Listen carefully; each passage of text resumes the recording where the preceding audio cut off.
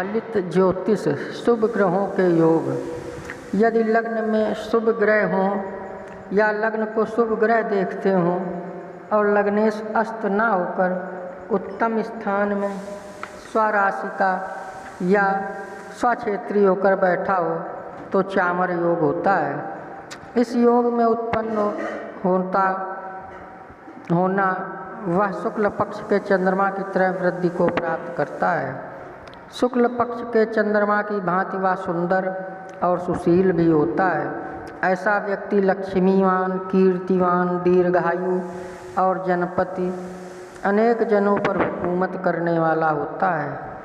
यदि दूसरे घर में शुभ ग्रह हों या दूसरे घर में शुभ ग्रह देखते हों दूसरे घर को, और दूसरे घर का मालिक उदित होकर स्वराशि या उच्च राशि में स्थित होता हुआ सो स्थान में बैठा हो तो धेनु योग होता है।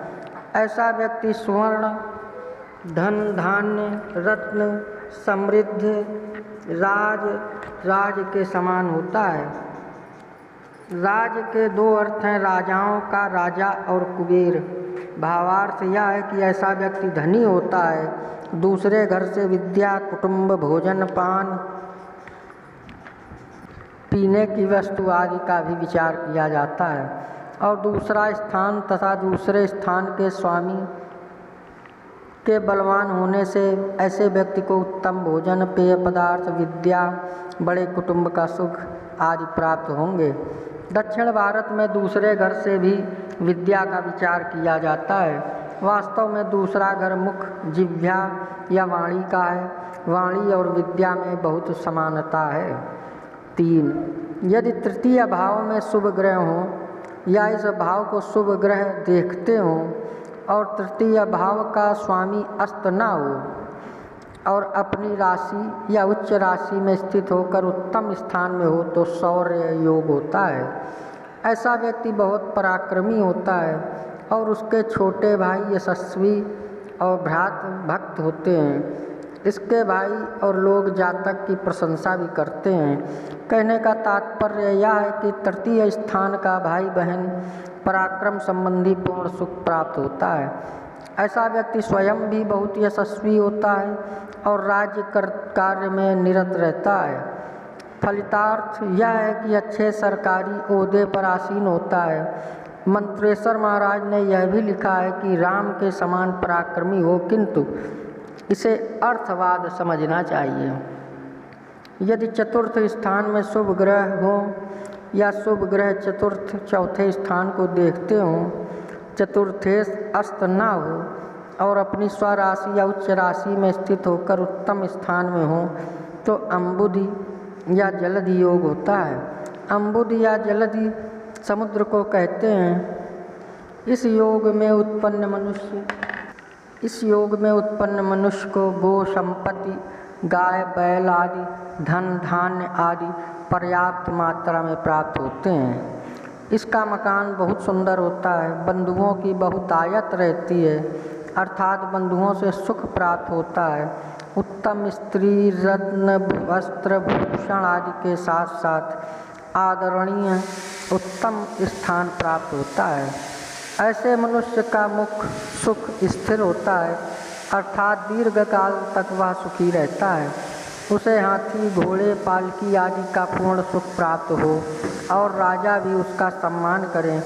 ऐसे मनुष्य देवताओं और ब्राह्मणों के भक्त अर्थात धार्मिक कार्यों में प्रवृत्त रहते हैं और कुएं खुदवाना, प्याऊ लगवाना आदि कार्य करते रहते हैं। संक्षेप में चतुर्थ सुख स्थान है। इससे बंधु सुख, मकान, सवारी, जल कार्य आदि जितनी बातों का विचार किया जाता है उन सब का सुख जातक को प्राप्त होता है। यदि पंचम भाव में शुभ ग्रह हो या इसे देखते हों और पांचवें घर का मालिक अस्त ना हो और अपनी राशि का या अपनी उच्च राशि में स्थित होकर उत्तम स्थान में बैठा हो तो छत्र योग होता है। ऐसा जातक संसार के सब सौभाग्यों से युक्त, संतान सुख वाला, धनी, यशस्वी, बुद्धिमान उत्तम भाषण करने वाला, तीक्ष्ण बुद्धि, जिसको बहुत स्फूर्ति हो, जिसके विचार में उत्तम बुद्धि की नवीन बातें जागृत हों, राजा का मंत्री होता है। ऐसे व्यक्ति को राजा या सरकार से सम्मान प्राप्त होता है। संक्षेप में पंचम भाव और पंचम भावेश के सुधर जाने से पंचम भाव संबंधी सब सुख प्राप्त होता है। छठा, यदि छठे भाव का स्वामी अस्त ना होकर स्वराशि या उच्च राशि में स्थित होकर उत्तम स्थान में बैठा हो और छठा भाव शुभ ग्रह युद्ध या अशुभ ग्रहों से विच्छित हो तो अस्त्र योग होता है। साधारणतः छठा स्थान दुस्थान या निकृष्ट स्थान समझा जाता है, किंतु छठे का स्वामी छठे में हो या इसे खराब नहीं कहेंगे, क्योंकि वह स्वग्रही हुआ। प्रायः ज्योतिषी कहा करते हैं कि छठे ग्रह में पाप ग्रह का होना अच्छा है। षष्ठे पापा वित्त लाभम, उनके कथन का आधार यह होता है कि छठा शत्रु स्थान है, पाप ग्रह शत्रुओं का नाश करेगा, इसलिए उत्तम है। यह भी प्रसिद्ध उक्ति है कि 3, 6, 11 इन स्थानों में मंगल शनि राहु हो तो उत्तम है। इसका भी आशय यही है कि पाप ग्रह छठे में रहकर शत्रु और रोग को नष्ट करेगा। और मंत्रेश्वर महाराज का मत लीजिए, वे इस सिद्धांत को पकड़ते हैं कि किसी भाव का सुख तभी प्राप्त होता है जब भावेश बलवान हो। पहली बात, इसमें तो किसी को आपत्ति हो ही नहीं सकती, किंतु दुख स्थान का स्वामी किसी दुख स्थान में बैठे तो अभी अच्छा माना जाता है। यह बात फलित ज्योतिष में भी आगे इसी अध्याय के 57वें श्लोक में बताई गई है। वह देखिए, दूसरी बात यह है कि शुभ ग्रह जहाँ बैठे हों उस भाव के सुख को बढ़ावेंगे। इसी प्रकार शुभ ग्रह जिस भाव को देखते हों उस भाव संबंधी फल में भलाई पैदा करेंगे।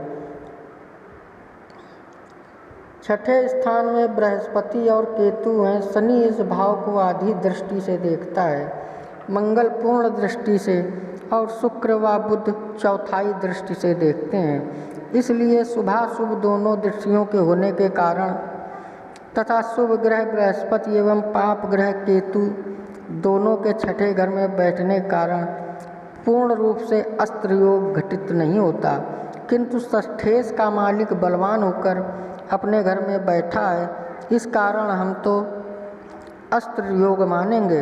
अब पाठक स्वयं देखें कि यह योग उनमें कहाँ तक घटित होता है। मंत्रेश्वर महाराज ने अस्त्र योग का निम्नलिखित फल कहा है। जो अस्त्र योग में पैदा होता है वह बड़े बड़े बलवान शत्रुओं को अपनी जबरदस्त ताकत से दबा देता है। बहुत क्रूर प्रवृत्ति वाला अभिमानी होता है। ऐसे व्यक्ति के शरीर के अवयव दृढ़ मजबूत होते हैं, किंतु शरीर में व्रण के चिन्ह भी होते हैं। अस्त्र योग में उत्पन्न व्यक्ति विवादकारी होता है। पंडित जी बहस मुबाहिसा में कितने बढ़े हुए थे और उनकी तकदीर कैसी होती थी, यह पाठक स्वयं विचार कर लें।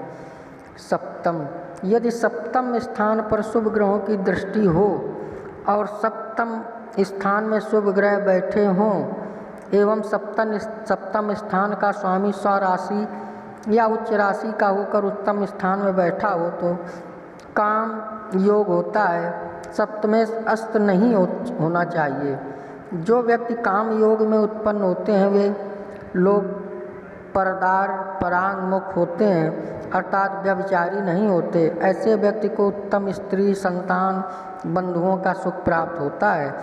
ऐसा आदमी अपने शुभ गुणों से बहुत लक्ष्मी प्राप्त करता है तथा अपने पिता से अधिक उच्च पदवी प्राप्त करता है। यदि अष्टम स्थान में शुभ ग्रह हों या शुभ ग्रह इस स्थान को देखते हों और अष्टमेष्ट स्वराशि उच्च राशि का अस्तगत न होकर उच्चतम स्थान में बैठा हो तो आसुर योग होता है।